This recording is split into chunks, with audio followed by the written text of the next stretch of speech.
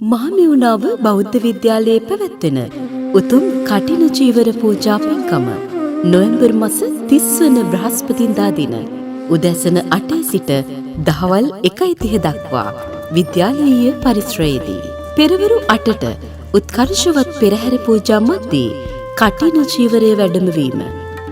පෙරවරු 9ට කංචුක පූජාව පුෂ්ප පූජාව ඇතුළු බෝධීන් වහන්සේ උදෙසා සිදු කරන පූජාවන්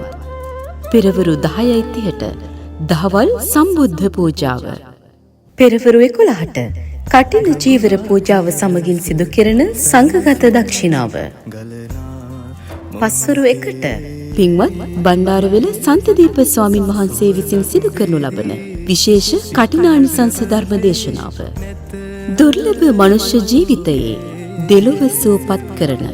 වටිනා පින් රැස් කරගනු කැමැති විද්‍යාලයේ ආචාර්ය මණ්ඩලයේ ඔබ සැමටත් දෙමව්පියන්ටත් සියලු සිසු දරුවන්ටත් මෙත් සිතින් ආරාධනා